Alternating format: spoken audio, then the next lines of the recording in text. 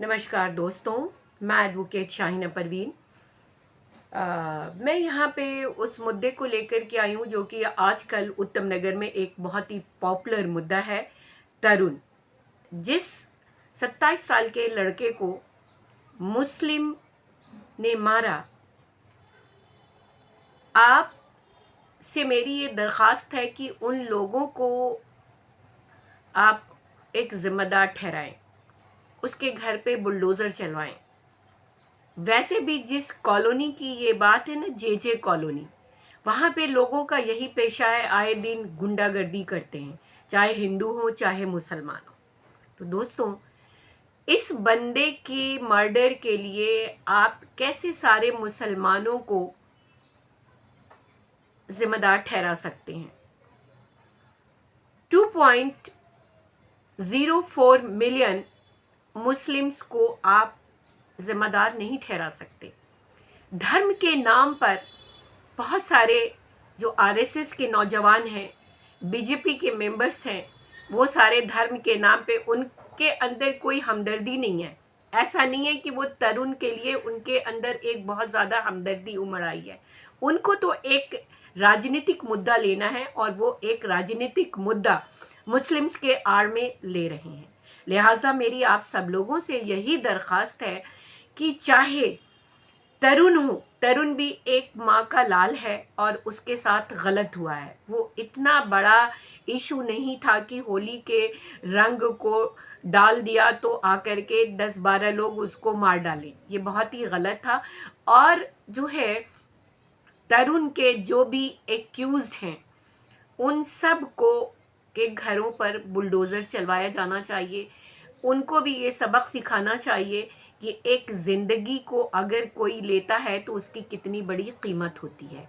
इसी तरह से जो एक 13 साल का जुनैद बच्चा था जिसको मार दिया गया,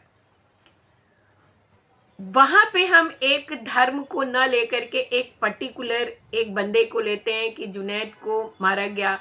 आमिर जो एक ट्रक ड्राइवर था, जो एक गौ रक्षक, लोगों ने उसको मारा कि वो मांस ले जा रहा था। तो वहाँ पे हम एक पर्टिकुलर कम्युनिटी, रिलीजन को जब जिम्मेदार नहीं ठहरा रहे हैं, तो यहाँ मुस्लिम में ने अगर किसी ने उसको, तरुण को मारा, तो हम सारे मुस्लिम कौम को जिम्मेदार कैसे ठहरा सकते हैं? दोस्तों, आप ये देखिए, इंडिया की देखिए, इंडिया के लोग यहाँ पे, जो लोग इस मुद्दे को उठा करके जो है एक पर्टिकुलरली एक कौम के अगेंस्ट जाने की प्रयत्न कर रहे हैं, उन लोगों का मकसद केवल हिंदू मुस्लिम करना है। उनके मन में किसी के लिए प्यार नहीं है, चाहे हिंदू भाई हों चाहे मुसलमान भाई हों।